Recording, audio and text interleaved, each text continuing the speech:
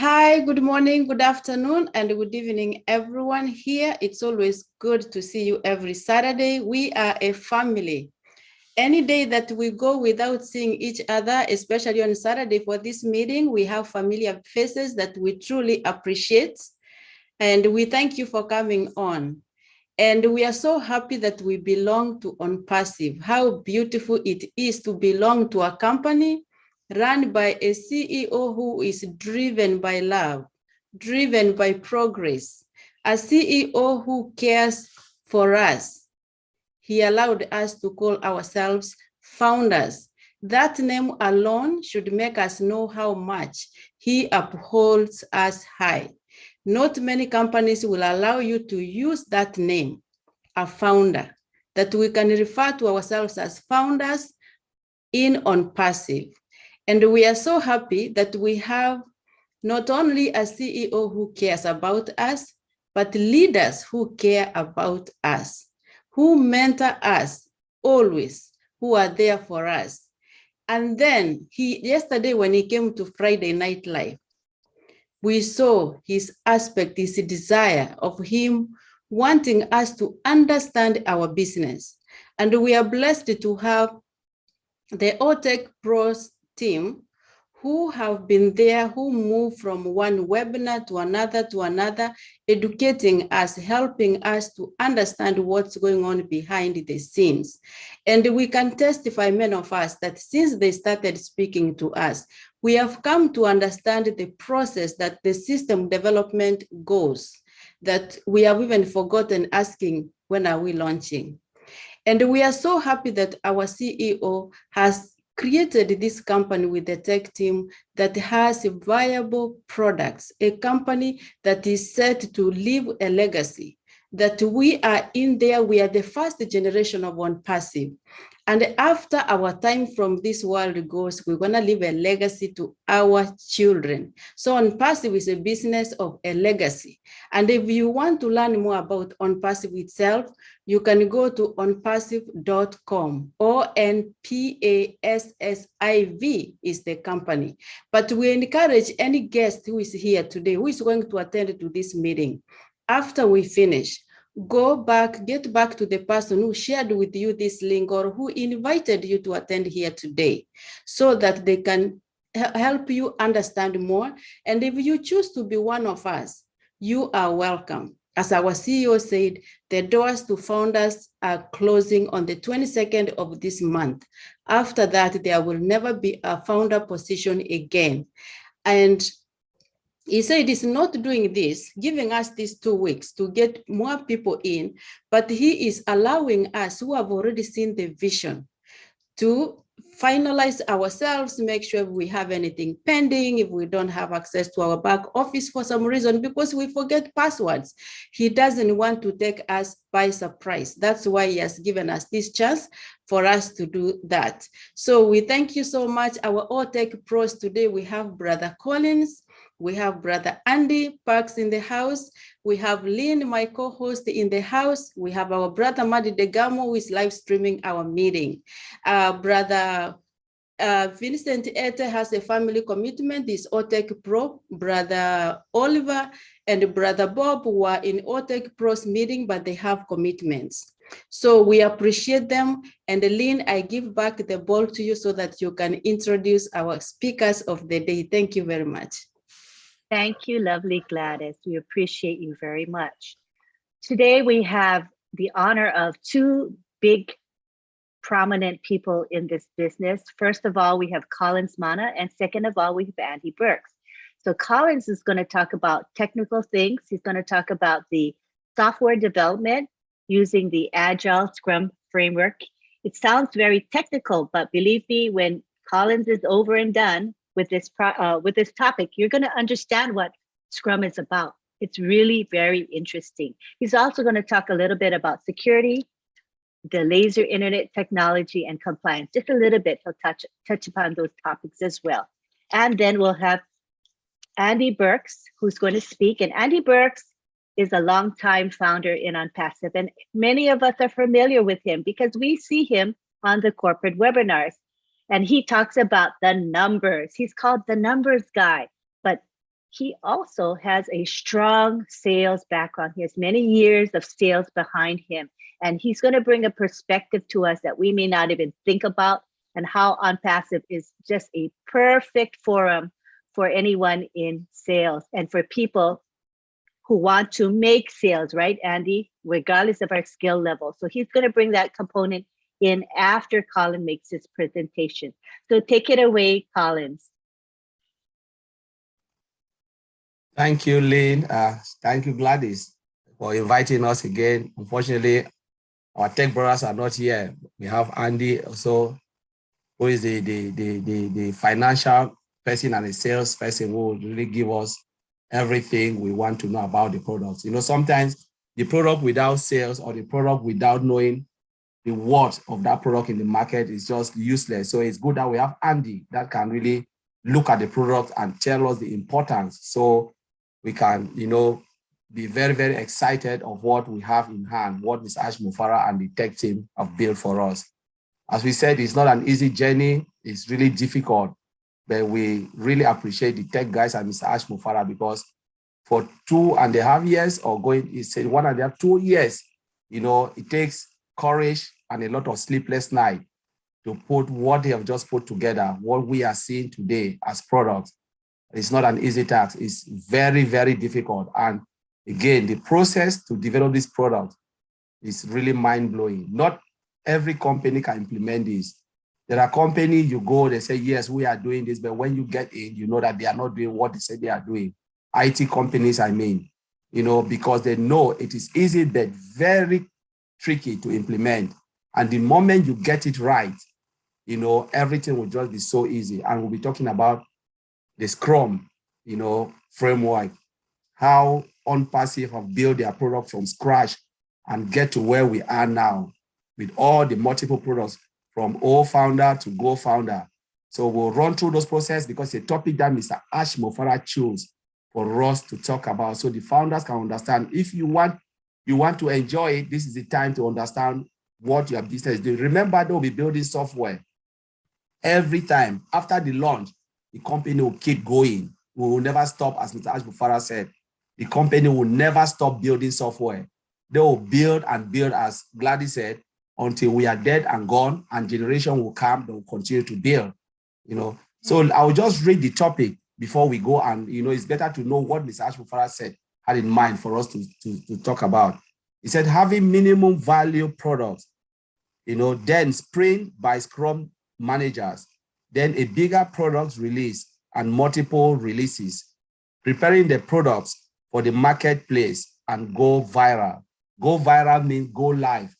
When we go, we introduce the products to the world, and companies will come, you know, customers, whatever, they will come to buy our products or to use our products and services. Now, how do we do this? It's not an easy thing. It's something that you need to go through the process to develop this software, which they are using, because Mr. Ash Mufara assured this. We know every time we attend webinars, he always talk about sprint, the next sprint. I know all the founders have heard this from day one. When you join OnPassive, Mr. Ash Mufara is talking about sprint. Oh, tomorrow I have to go because they have to demo a product for me. All this terminology is within the framework of Scrum. So we cannot talk about sprint without, you know, introducing or making the founders understand what is Scrum. Because if we say sprint, you'll never understand until we explain Scrum and we explain Agile, because Agile, Scrum is a subset of Agile. So Agile is like the parent, then you have Scrum underneath, and then within Scrum, you have sprint. So we will explain that. I'll share my screen and we will talk about that. So let me share my screen, because diagrammatically, you can really see the visual stuff. So that's my screen. Now I'll just go up, sorry. It's come from the last webinar. So we're talking about Agile Scrum framework. So what is Agile? You know, it's a process of develop software, right? So Agile entails the development of software. So within Agile, you can develop a software, a workable software that you can introduce to the market. You know, it's a fast-paced environment. So you develop a workable software that you can introduce to the customer that is agile. Now, what is Scrum? Within agile, you have different framework, but on passive, most companies would like to go use Scrum. Some companies use the other framework, like in agile, you have rapid programming, extreme programming, sorry. You have spiral programming, and you have Scrum. Scrum is one of the most, popular. Most companies like it, but it is so difficult to implement. Some will go spiral because they know, all right, let me use that. But Scrum, it is really easy to understand, but difficult to implement. That's the way they look at it. So what is Scrum? Scrum is a framework within which people can address complex, they talk about complex adaptive problem, while productively and creatively delivering products of the highest possible value. So once you use this, you must ensure that the products that you want to deliver must be of the highest value. If you cannot do that, then forget about Scrum. It's an environment which there is no laziness. We always say it's not for lazy people. There is no hiding place, because you can easily be exposed if you are not doing your job using this methodology, this framework. You can easily be exposed. And I know a lot of people, because I have worked in this particular environment for more than 10 years. In my company, we use Agile and Waterfall. We use Scrum methodology and Waterfall. You cannot hide, because there is no way. And when you are used to this problem, you cannot work in a slow pace. There are environments you go, it's like you are sleeping. But I love it because it's something that is really cool, because it keeps you on your toe. Now, let's look at it and we'll see why Mr. Ashmofara chose this. Why we are saying this, because Mr. Ashmofara wants us to understand how all our products, being from old founders, Go founders, old mail, all of those products were built from scratch, from inception, from an idea of Mr. Ashmofara. So let's look at it. This is a really way of the representation of Scrum. So if we look at Scrum, and I want to say, Scrum comes from the definition of rugby, that you are working in a chaotic environment, but with an eye on the goal, what you want to achieve. So though it is chaos, but there is one thing in your head. What do I want to achieve? Though it is chaotic, what do I really want to achieve from this chaotic environment? That is Scrum. In Scrum, there is no title. Though we can have our personal expertise, but there is no title like managers, directors, or all of those. No, everybody is a team. We work in a team, we succeed as a team, and we fail as a team. That's it. There is no blame game. But one of the things in Scrum, you can easily be exposed if you are not doing your job, because everybody can see that you are not moving. So now let's look at it. If we look at, there is something, I will explain sprint, but I want us to look at this diagram, and I will go through the diagram. So you look at this diagram, you have something we've said product backlog. If you look at it, it's right down here, this big box. It said product backlog. I'll explain what it means. So Mr. Ashmofara has the idea in his head. He knows what he wants to be it or mail. All our products we have, like Academy or Bless, Mr. Ashmofara already knows everything he wants to achieve. Calls the team of experts, we have all those engineers. Maybe you can say, okay, who are the best people to build this product for me? They group themselves together. Now they group themselves together. There is one person within which they have appointed, but that person must have that expertise to do that. In other companies, they'll say project manager, but in this environment, they call the person product owner. So you own the product. Whatever they are doing, you are the owner of everything Mr. Ashmofara is saying. Not like you own it, but it's like you take control of it. You own the control, of everything. Because if you are not in that position and really good at what you can do, forget, you will be fired. So Mr. Ashmofara said, okay, you sit with me. I want 100 screens within mail. How do we go about and do that?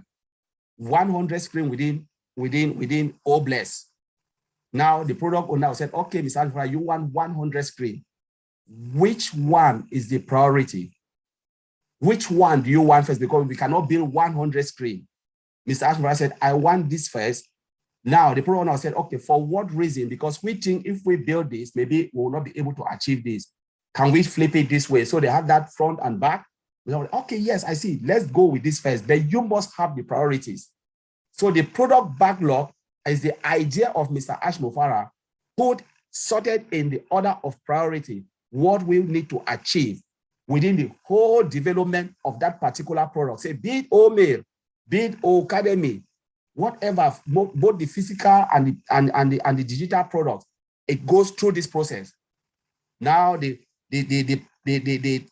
after they've discussed all of those things, the product owner will come now, come with a collective people called engineers. They are made up of maybe security guys, developers, back end, front end, all of those people, those who are working, those who will build that solution, put them together. There can be 20 of them, sit in a room, 9 hours or 8 hours, but it is the whole day meeting. It's for the whole day meetings. They call it sprint planning meeting. That meeting is the whole day. They look at it, they said, okay, product owner said, pull one of the cart out there, out of that backlog. Mr. Ashmufara said, this is the first thing we need to do in O-mail, in O-academy. We need this. How do we go about it? Now, what the product owner will do is the product owner will write it in the form of a user story. What is a user story? A user story is a definition of what they want to build in a very, very high level. For instance, you can say, as a user, I need a screen that will contain all my employees, that they can go in and log in and do their jobs effectively. Can you build that screen for me? It is very vague. Yes, we already understand that you need a screen that can contain all your employees. They can log in, see what they want to see, and come out. Great. Now, as an engineer, it means they need to have a login credentials. They start to break all the components on that screen, break it in simpler continent called acceptance criteria. So the engineer will say, okay, if there is something that you don't understand, they will tell the product owner, go back to Mr. Ashmufara, said, these things you are saying, we can do it this way, do this way. Do you accept it? Mr. Ashmufara said, yes, I accept it. Go ahead and do it. They break it down in the form of an acceptance criteria. Means tick box, you need this, you need that, you need that. On that screen, tick. So that planning meeting will take the whole day. Let's say 9 hours, 7 hours, 7.5 hours, your whole working life. If you are spending 7.5 hours in the office, that is the thing you'll be doing to sit and do all of these things. Now, when they accept what they want to do, they will calculate the time. How long will it take? How many people, how many engineers? All of those things will be documented. Who are the best people to build this? Their level of expertise, sort them accordingly. Put it in what they call it sprint backlog. That is the work that they will do for that particular sprint. I'll explain what is sprint. So the sprint can last for either minimum is 2 weeks, maximum is 4 weeks. You must deliver a workable solution. There is no way. If you've accepted, you commit, deliver. By Friday, you need to give us this thing. We want a screen that we can go log in and we see everything, and we can call somebody to come and log in. We enter data and everything is fine. 2 weeks, one more. And OnPassive is going 2 weeks sprint. Mr. Ashmufara confirmed that. It is 2 weeks, 2 weeks, 2 weeks of development cycle. Produce us this. Give us. That's what we want. Now the engineer will sit. Within that sprint, they will pull one ticket. Okay, this functionality, who is the best person to build this functionality? The person will build it. Who is the best person to build this? They will go now into this cycle. You see, that's this, you call it team. They say the Scrum team, the people building it, you can see it, I'm circling. Now, every day, so if they said they want to work for 2 weeks, they will have every day daily meetings. The daily meetings, maybe they have one guy called what? The Scrum Master. The Scrum Master is a person that ensure that the teams are concentrating on what they are doing, the job at hand, no distraction from the overall directors or boss or this. Even if Mr. Ashmofara go there, they'll tell Mr. Ashmofara, no, don't come in here.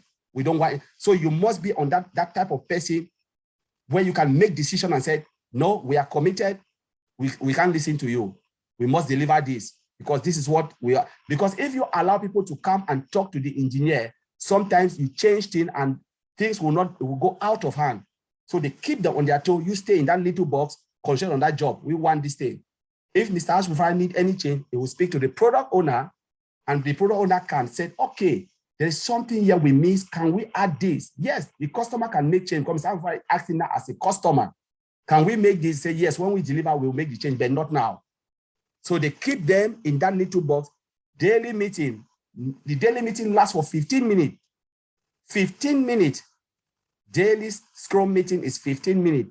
You have the engineer, everybody has a chance to speak for 2 minutes. Like for instance, Lynn can say, Collins, what have you done today? Not like Lynn is looking at me, everybody speaks, you speak for yourself. So we can say, who go first? Lynn said, I'm going first, I will go first. Lynn, what did you do yesterday? Lynn said, I did this, did that. What are you going to do today? I'm doing this, doing this. I've pulled it up. Okay, do you have any issues? Lynn said, no, I don't have any issues. Oh, do you need help? Then Collins go second, Andy go third. We say everything. That is called transparency in Scrum. We are all transparent. We know what everybody is doing. It's called transparency. Now, every day you have to go, you do the you look at the thing, everybody knows what everybody is doing, and then we can adapt, because in Scrum they have 3 pillars. You have transparency, you have inspection, and you have adaptation. So we inspect at that time what everybody is doing. Are we doing it right? Are we doing it wrong? That 15 minutes, just 15 minutes, no more. You can't speak more than 2 minutes. And we look at it and say, yes, this is it. And then we move now. We go to recycle until we build what we've said we want to build, deliver within that sprint. We finish all the job in this sprint backlog. Then we can move it into this little box, the increment box. So we know now we have a minimum value product that is workable and a user can use it. We can put it in the market and we can sell it. So it is there.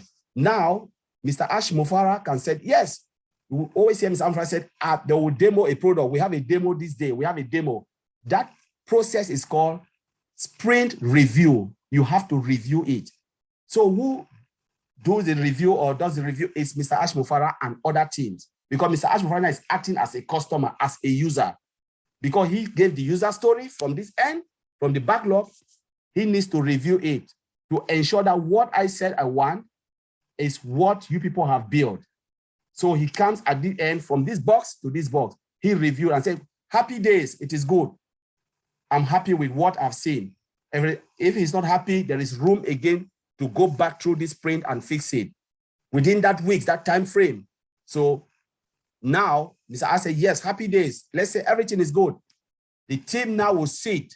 Mr. Ashmofara is not here. Mr. Ashmofara ends here. His job ends here. I've reviewed it. Move to this type is this team with everybody, the product owner and the scrum master sit in retrospective. Now, in retrospective meeting, it's about transparency, adaptation, and done. So they look at it and said, okay, what happened? What was the difficulties? What difficulties did we notice? They will note it down. Everybody speak for himself. It's not like there is no manager, there is no director. Everybody speak. Who goes first? Collins can say, I will go first. Lynn said, I will go second. I said, you know what? Let's talk about the difficulties. In my area, I can say, okay, as a QA, this is what I faced. I had these difficulties and this, and we couldn't do this because of this reason, but we overcome it. Now we put it down. We know, okay, next time we need to do something different because we need to look at our problems, the challenges that we had in building that software. So we work on that challenges because we've already learned. They call it lesson learned. Now we move to what did we do well? I will say, yes, we did this, did that, so we'll keep this. So what did we not do so well? We said all of these things we didn't do so well. Do we need to keep it or trash it and do something else that can move us as fast as possible? Work on that. You know, he said, okay, what if we refuse to do this? What will happen? So now we are looking at the future. Maybe we'll hit a storm. We said, no, we don't want this because if we do this, we'll have blockage and it will have a lot of problems. Now we said, okay, what are the sunny days? All the future, good, we put it. We can say now, within that, in retrospective, we want to define what it means by a complete solution can be delivered to the customer. We said the definition of done. When you said a software is done, complete, what do you mean by that? Every member of the team will give his own definition. For instance, developer will say, when I develop my software and I test it, unit testing is done. Wash my hand off, happy days. Now I will say, okay, when the developer transfer that software to me as a QA, I test it 100% or 90, I can't say 100% in QA, there's no 100%, 98% free of defect, happy days. Now, the next person will say, when I deploy it, there's no problem to the other environment or live environment, no issues, happy days. Mr. Ashmufara will come and say, because he is a customer too, he said, when the product is in the hands of the customer and they are satisfied, happy days. Which definition do we need to choose? Mr. Ashmufara definition. That's the definition of done. So every time you are in the team, you want to hear, ask the leaders, those who are the directors of this, what happened? Is the customer happy? Yes. Are they happy with our software? Yes. Happy days, done. We are done, complete. So that's the definition. So you must define everything. As we said, Scrum and its time box. So review meeting is about 90 minutes. Retrospective is 90 minutes. So everything is time box. Now let's look at the definition of sprint. What is the definition of sprint? A sprint is a set of period, is a set period of time during which specific work has to be completed and made ready for review. That is sprint. You must complete it within a certain period of time. So sprint is a time box. So there is no addition of time. Even if you said 90 minutes, if they said 90 minutes, you say, no, no, there is no going more or less. 90 minutes, done. It is over. So you must know what you want to say, prepare yourself, come for that meeting. You have, if they said you have only 2 minutes to say, there's nothing, no more than 2 minutes, because the next person, that is how it is. It's a fast-paced environment because time is money, time is productivity. So within a Scrum, they said there is less documentation, but more coding. So they prioritize what you need to do. You must have hands-on. We are not there. People are not there to write document upon document. For instance, if Lynn said, oh, I want to send you Collins an email. I said, Lynn, don't send me an email. Just come and show me, tell me what to do. Because I will not read that email. Come here, I'm sitting on my computer, tell me, do you want red? Yes, I'll put red. Gone. Thank you very much. So that's how it is in this environment. It's not about documentation. I need to write a letter and send it to Collins. Nobody will read it. Come, do you want yellow? Yes, sit there, tell me. Red? Yes. I put the red and I click the button. The screen is red. Are you happy? Yes, Lynn, bye. Thank you very much. That's how it is. So documentation is not really something in Scrum methodology. Now, in Scrum framework. So let's look at sprint. What is really a sprint? It's a cycle of development and testing. So you plan, you design, you develop, you test, you deploy. Deploy means give it to the customer or give it to the next environment, like our beta test environment so you give the products now into our old founder where we can see it. And then Mr. Ashmufara can review it and say, wow, this is great.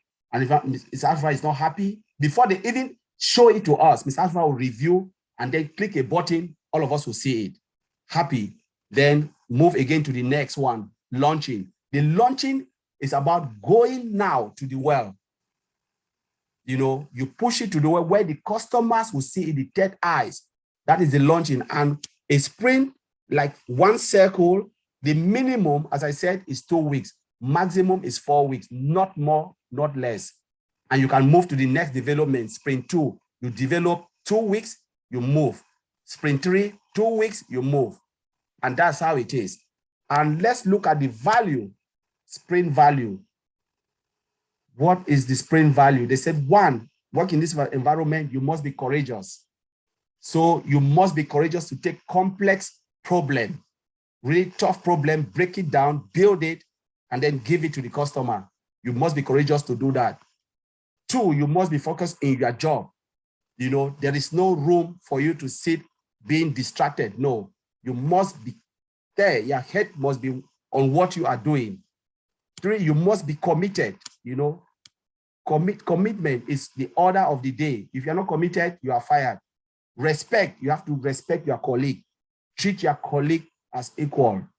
No harsh word, nothing, no blame game. You know, we work as a team and we fail as a team. We succeed, we celebrate, we fail. No, there's no blame game. There's just lesson learned in Scrum. Openness, if you cannot do it or you are tight, be open. Said, you know what, I'm stuck here. Please, can someone help me?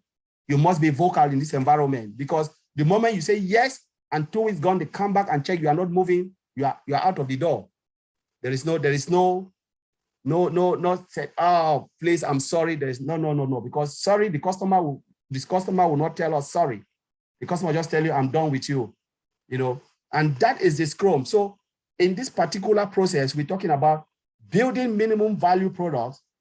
Then what will happen? Once you build, it's acceptable in the market, then you add, as Mr. Alpha said, stocking the code. You still go back to that cycle, develop until it becomes full-blown products. Mr. Ashmofara told us that our old mail, there is no way they can compromise. You cannot compare old mail with anything. That's a full-blown. And then what will happen if we go to the market? They will start to have multiple releases on the products, because you cannot end there. If not, your competitors will meet you. They will build their functionality and they'll add more. So we are 10 years ahead of the game. Mr. Ashmofara already know what will be added on old mail and all the other products to make sure we are still in the market. Nobody can beat us. That is the multiple releases that will be coming after we are already in the market. Now let's look at the security part. With all of this, building this solution or building any product from scratch, the product must be secured. For instance, database security, penetration testing. You need to go in and make sure, hack it. You know, there are people who go in, try to hack the database to make sure the database can withstand vulnerability. You know, all of those things they have to test. You know, they have to make sure the code is secure. Encryption is there. Encryption is about, when you look at it, it's about special characters. You cannot even look at it from end to end. The moment you type your password, if you look at it, password is what, ...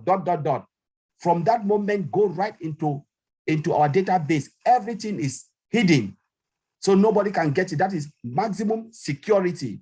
You know, everything, you have security license.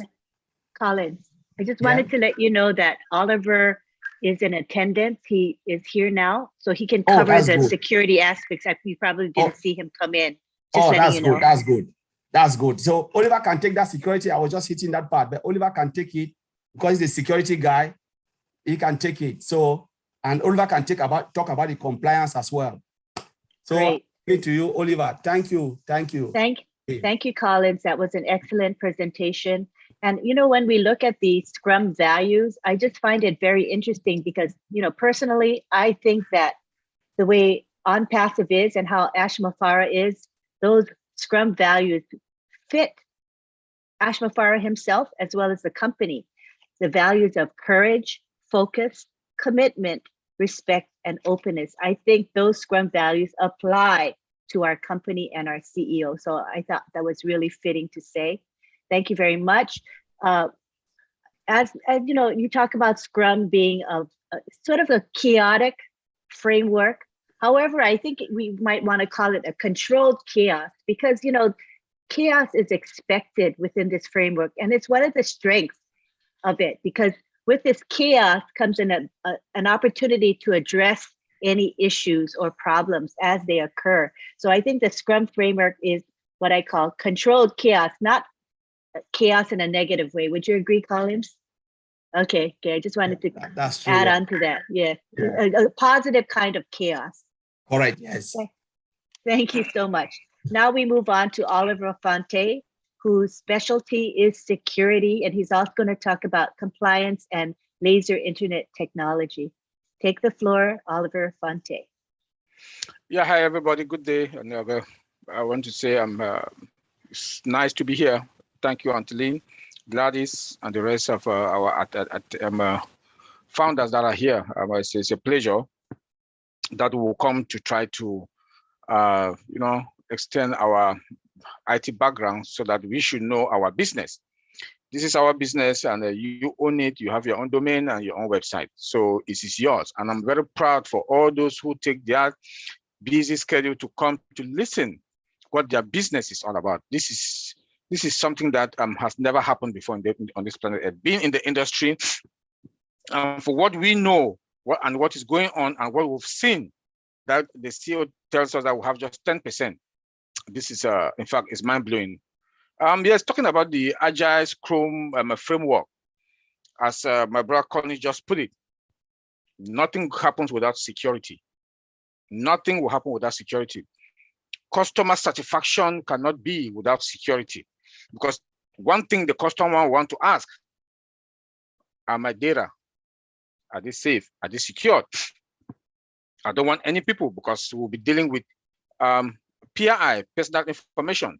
None of us want our bank information or our social security number to be out there.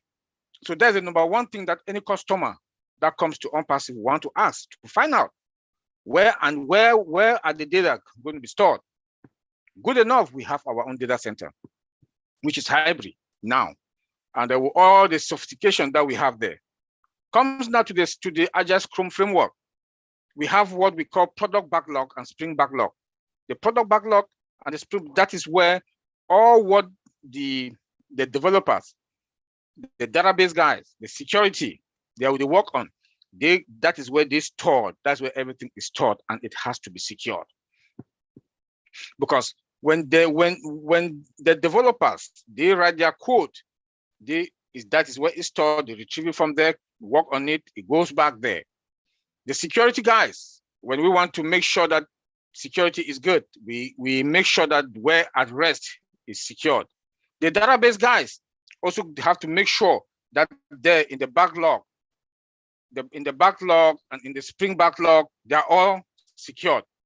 So being in all this, and in that development life cycle, security starts from the first phase, because you can't run everything and go to the last phase that you want to go and build in your security. Then it's going to be a disaster. It starts from the first phase. Phase one, the security is embedded into it. When the developers are writing their code, they are also writing code for security that is also be part of it, and they will test it. That's on that spring. They will test it there before they move. When the owner of that project give that the big pass, let me start.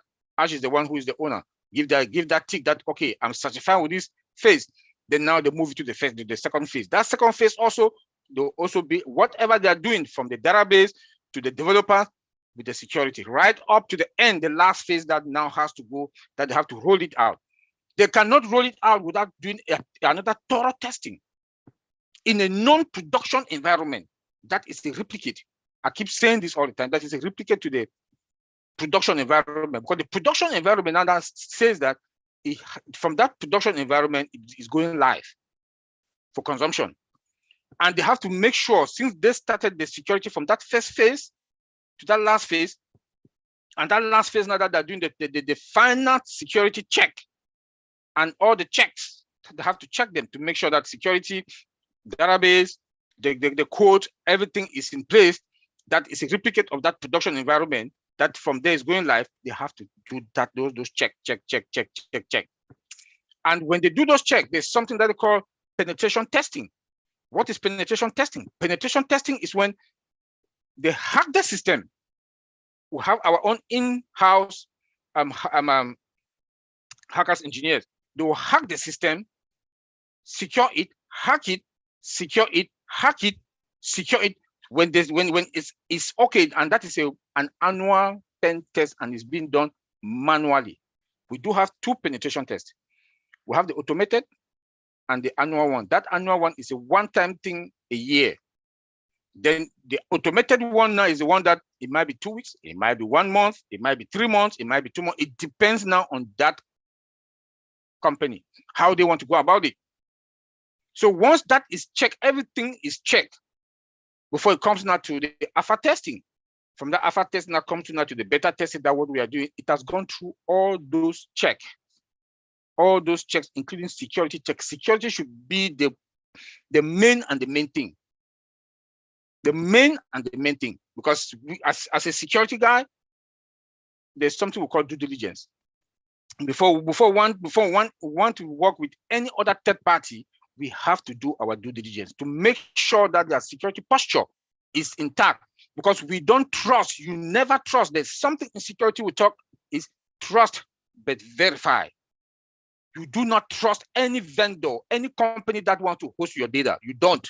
You trust but you verify. So we have to do that due diligence. Show me how you are going to store my data. Where? AWS, OnPassive. We need to see the documents. We need to test that environment to make sure that there's no vulnerability where our data is to be stored at rest. Those are the questions that vendors will be asking OnPassive also, that they want to store their data with us. They have to perform a due diligence on our side. They have to come, they'll come to our site and perform. There might be virtual testing. There might be virtual due diligence, security checks to make sure that our system are secured. They will do it. So we have to make sure that we fortify, of which we are above level. OnPassive, for what we know, what the CEO has been telling us, and what we were picturing also, we are at the top of the game. We are at the top of the game. Coming now to the Scrum, Agile Scrum methodology, that 8 days that they are doing the final checks, the security also should be there, you know, and they should make sure, and in our environment, they have to make sure that there is no vulnerability. You can't give 100% that there should be no vulnerability, but at least to some certain level, because in security also, we don't give 100%. Never, never. I don't care how you say your system is, we never give 100%. And it should be 98, 97, 80, 50, because you cannot eliminate all threats. You cannot eliminate all threats. That's why there's something we call residual risk in security. Residual risk is that you've checked the system. There are some risks that we cannot eliminate, but we can deal with it. That's what we call residual risk. We can deal with them, but we cannot eliminate them. But we know that they are there. Those are the risks that we have to know about.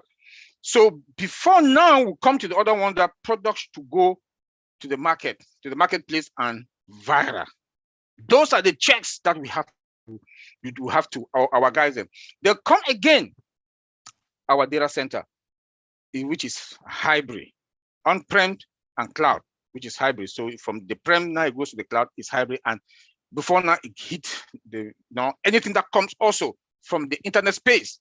We do not trust anything. I don't care if you tell me my website is this and or not. I don't trust. In security, we don't trust anything. We don't trust. I don't care if you are the biggest company or what. We don't care. We have to do that security check. And our firewalls are there also in the multiple location. Before you even hit us, we got you. Because of what? Artificial intelligence. Our artificial intelligence comes with it on security. Our internet protocol, IPv6, comes with it on security. Like I always make to talk about omail.ai, that it has no spams folder. It's because of that.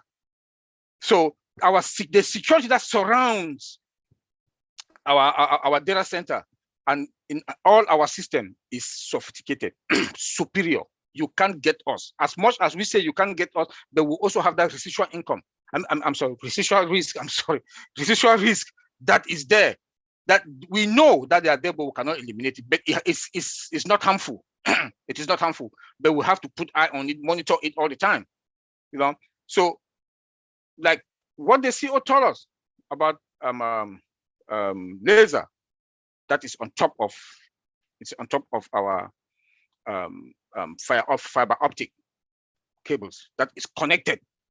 I don't think companies do connect fiber, all their cables are fiber optic. I doubt it. I doubt it. Being in the industry, I doubt it. They might do that now. Even like those of us that we are in the United States, the only company that I know that they connect fiber optics is Verizon. That connect fiber optic right to your house. That's why it's Verizon is expensive. Then now we have fiber optics directly to our servers. Directly to our servers that are sophisticated, superior also. Then on top of it, our CEO told us the other day we have laser on top of it. That laser goes and monitor and ping when everything is okay. Bam, fiber optic comes with that speed, and laser also comes with the speed. If you're in the worst remote area, the laser is there. You have access to the internet. It's more powerful than the satellite and mobiles. You know, so the laser thing, I don't really want us to go deep into it because maybe we'll come, the OTEC, we will come and really break it down again another day. So let me just give that surface level about it. Then let me touch a little bit about the security. That I have 4 points I would like to mention also. That is the event prediction, prediction. That it predicts future attacks. AI, what we call AI, that other companies, everything in OnPassive is AI. You know, it predicts future and current attacks. By the time fiber optic blocks it, they want to like come with our own technology, you will not penetrate our data center. They also have automated detection and action. The automated detection action, it identifies all threats and it automates them and, you know, bounce them back that they will not get into our system. And if there's anything, it automatically block or block the server or the system that it will not be able to. Then our guys are now coming to do their investigation. We also have real-time monitoring and alert. The real-time monitoring now, it monitors everybody in-house and outside. You know, the worst people are in-house. Tech guys. The most dangerous people are those that are in-house. Some might be ignorant. Some might, maybe they say, okay, you have 2 more weeks to leave. I'm sorry about that. Maybe you have 2 weeks to leave that company. And they fire you. They fire you. And you have access. You have a lot of access. You can cause damage. So with the AI will automatically start monitoring that person. They might also take some privileges from you so that you will not have access to some certain critical data. Then the other ones that you have access to for that 2 weeks to have the AI will start monitoring you. You want to cause any damage, they just block you immediately and they cannot tell you that you should leave. So you have other ones that is phishing. You might not know. Like one other company that I worked there was one lady in the finance department. They sent her phishing emails. She went and clicked that emails. And the whole company was taking ransom. The whole company was taking ransom. That's why I keep telling people now that we are going into this phase that the molars, money will be involved. You have the bad guys that will be targeting us. Do not click when they send, you see any email that you doubt it, even if it's from your mother, your father, your who. Do not click on any link. Take your mouse on that link. Take your mouse, just go to that link. If you see the numbers, know that it's wrong. It's a phishing one. But if you see the content, if you put your mouse on that link, you look at that content. The content look like something that, you know, don't click. If it's your mom, your dad, your brother, your sister, call. Did you send me any email with the link? If they say no, just delete. Delete. Because when you click on that email, they've taken you ransom and they might take some of us. Or anybody on your network, on your contacts, is also ransom. So we should be very careful. We should be very careful on that. Another one is the robust data controls. The robust data control also do filter all bad guys that are coming in, monitor them also, and block them in case of anything, data breach. That's another big one, data breach. They can come through or one of us and they'll get us. So that's the robust data control that we have, that also that AI comes with. So you can see how sophisticated our system is when it comes to security. The CEO has invested money because security is not that easy. It's not that easy. So I will leave it there, and Antiline, take it from there. Thank you. Thank you very much, Oliver. That was a great overview of security and compliance. And the laser technology. Thank you very much. I know it is a those topics are broad and extensive, but given our time constraints here, we can just cover the surface, but enough to just know a little bit. Thank you very much. At this time, we would like to bring in Andy Burks. Andy Burks is a leader in OnPassive. He's a founder, very committed. You see him on webinars such as the corporate webinar for guests. He is the numbers guy. But did you know that he has a sales background, many, many years of sales experience, and he's going to bring in a perspective that we may have not thought about before. So you can take the floor now, Andy. Thank you. Thank you for inviting me on.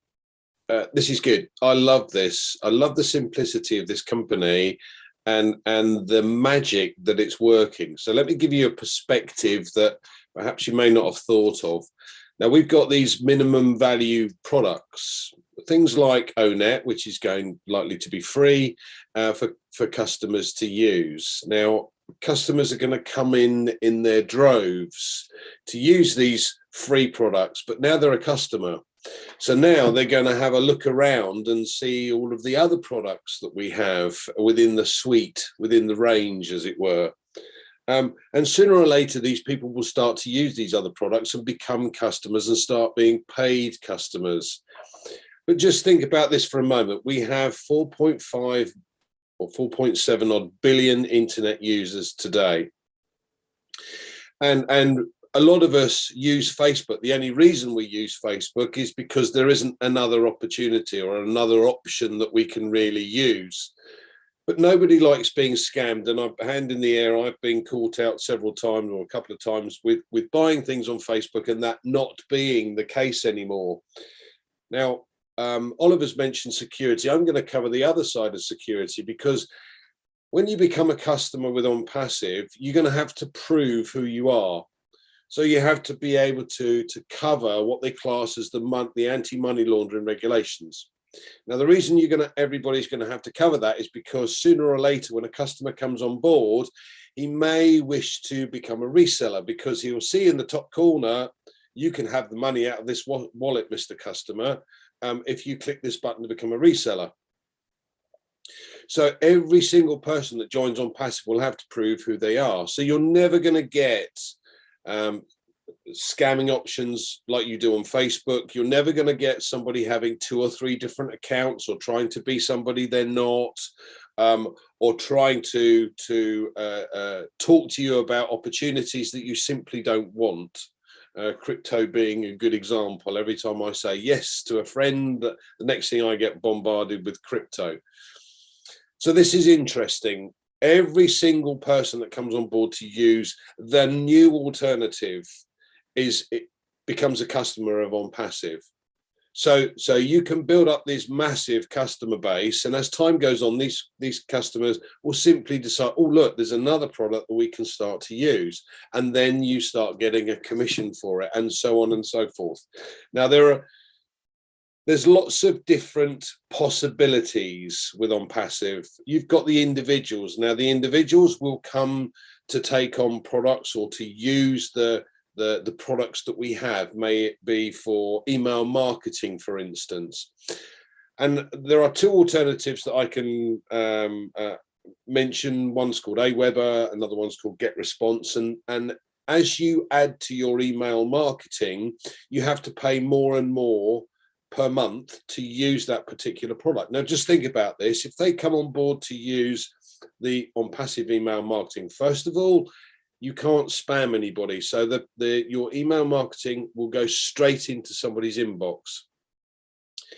But secondly, if they've got that little box in the top right-hand corner that says, Mr. Customer, you can have this money in this wallet if you click to become a reseller, who in their right mind would ever leave, because now they're being paid to use the products?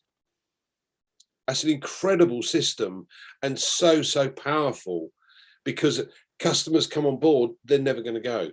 They're never going to go anywhere. We've got far superior products that do have far more opportunities than this bit there and that bit there and that bit there.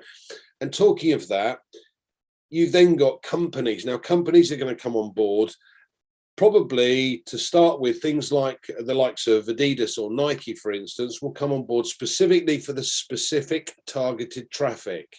In other words, we know, or we're well aware of the Google click, click per pay-per-click, or Facebook pay-per-click. This is haphazard marketing. This is not specific. What OnPassive has been able to do is achieve specific targeted traffic. And so companies are going to come on board to get customers. Ash is going to take these guys on specifically for the marketing. But think about it. If a company like Adidas is paying 30,000 a month just for its marketing or its advertising, and that's pay-per-click, which is haphazard, and you may get 1 in 10 or 1 in 20 or even 1 in 100 customers that come on board to sign something up. If you've got specific targeted traffic and your return on investment is 30 or 40%, because customers are specifically looking for a trainer that Adidas have to offer, the cost, it not only goes down, but the profits from OnPassive's point of view get shared with all the founders. So now you've got individuals and you've got companies that come on board specifically for certain things, certain types of things.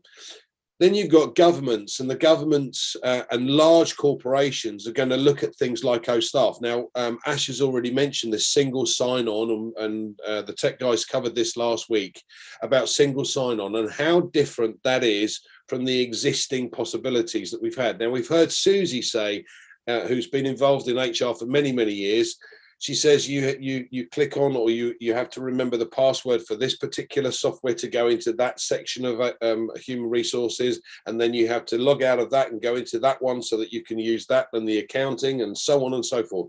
So you've got all these different passwords that you've got to remember. Now that's time consuming. So from a government perspective, the government is going to use these, or large corporations are going to use this. It's going to save them masses and masses of time. But here's the kicker. The government takes it on board to use it, and it says to their employees, look, we need to have weekly meetings, so we need to use OConnect. By the way, Mr. Employee, you need to click on this, and so they become a customer. So all of a sudden, the government themselves are creating customers within their time, within their framework, purely to be able to use the suite of products that we have for their employees. And it doesn't stop there. So large corporations do the same thing. Now, I've been in financial services for many years. So taking an example of an international offshore brokerage, we have consultants all around the globe. We have regional managers all around the globe. We have country managers, in-house managers, area managers, etc. So if you had a system where you went to the company and said, look, we've got this opportunity, you can do these Zoom meetings with all of your managers on a regular basis, and touch base, keep in touch with them. And the managers then become customers for the company. The managers then explain to their consultants, listen, guys, we need to be able to use Opia to be able to communicate on a daily basis. So why don't you use this software as well? So they become customers. Now, in sales, particularly in financial services, if you see 10 people, 2 will always say yes, 2 will always say no, and it's the other 6 that you can potentially convert. But actually, we could have 10 potential customers with OnPassive without even batting an eyelid, because, Mr. Customer, I'm going to do a video conference with you to run through your particular financial situation. Please click on this link to use this software. Now they become a customer. They may not now, but they're now keyed in or linked into that particular consultant. So if a company, for instance, certainly in financial services, has got 20,000 orphan clients or not being looked after clients, every single one of those could become a customer. Now think of this in the larger picture. We've got 4.5 or 4.7 billion potential customers here, and we're 1.3 million founders today. We anticipate taking on over 100 million customers in just our first year. And Ash made it clear that the data center is going to be set up in order to be able to take on board over 1 billion customers in its first year. But can you see how this could go viral very, very quickly, just purely for introducing the minimum value products to other people. Wow, is all I can say. Wow. Thank you, Lynn. I hope that helps. That is mind-boggling, Andy. Mind-boggling. Think about the volume that this company is going to be doing. Huge volume. It's all about that. I know Mike Ellis has always talked about volume and value, and that's what OnPassive offers the world. So thank you for that perspective. And we'd like to ask you a quick question, and then we're going to wrap up. Andy, what is the difference? One of the attendees here today wants to know the difference between a customer and a reseller. If you could say that in a couple of minutes, Sure. please. Okay. Well, we as founders are founders today, but when we launch, we are going to have to become resellers.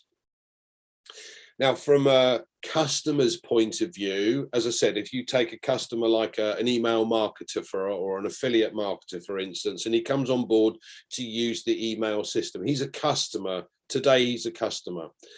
But when we go into our back office, we'll have this little button that says click here to become a reseller, and you'll know what's in your wallet because the wallet will show and keep giving you notifications about what money's coming in. Now, as a customer, the customer will look at it and go, hold on a minute, there's a little wallet in the top corner here, and there's a button there that says, if I become a reseller, I can take that money out.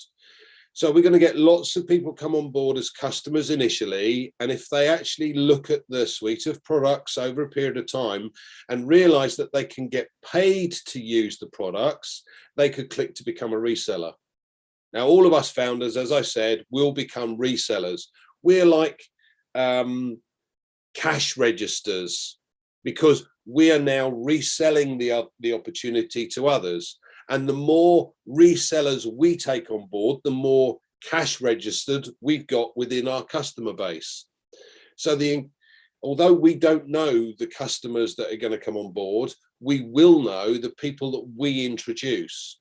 And therefore, what we need to do is to encourage them to become resellers, for them to then get an advantage. So everybody here, when we launch, will become a reseller. End of story. We're not only a customer, but we'll also be a reseller. Yeah, does that make it clear, Lynn? Crystal clear. Thank you very much, Andy. Now we take it back to Gladys Nyaboro, our co-host, to wrap it up for us. Go ahead, Gladys.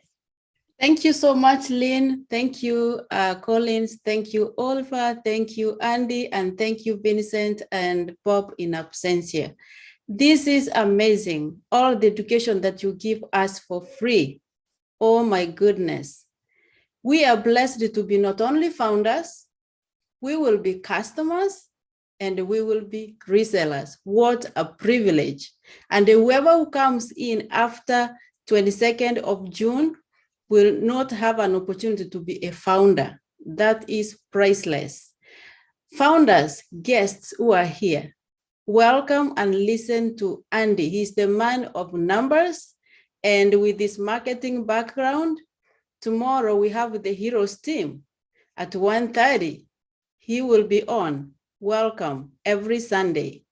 And then we have OTech Pros on Saturdays, every Saturday at 11, and the links are always in the back office. Thank you very much. We are blessed that after all that we have had today, we don't have to worry about it. You know why?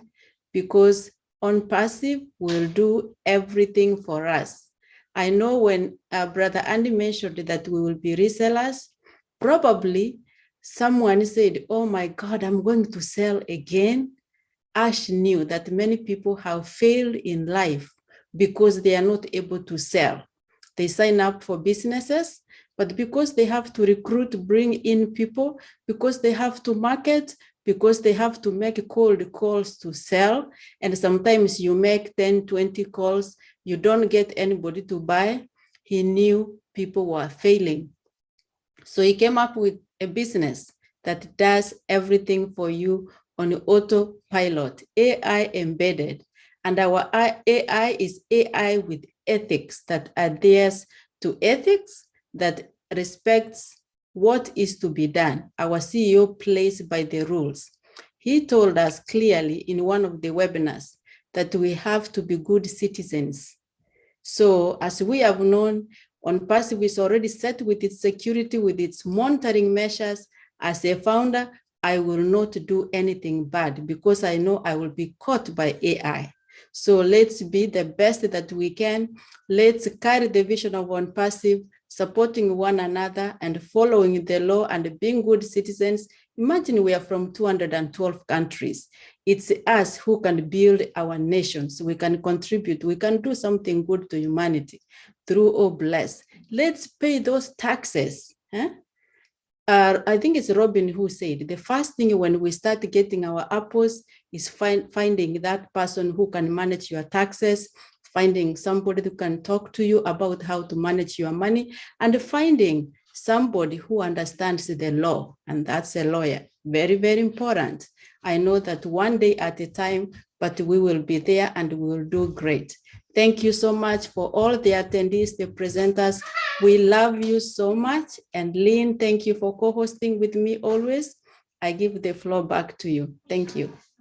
Thanks, Gladys. You always inspire me with your words of such conviction and such heart you have for OnPassive, Ashmafara, and the world. You truly have a heart for humanity. You're so special. Thank you so much. At this time, we're going to end our webinar and we're going to take it back to the gallery so that all of you can wave. Our panelists are there. We see you, panelists.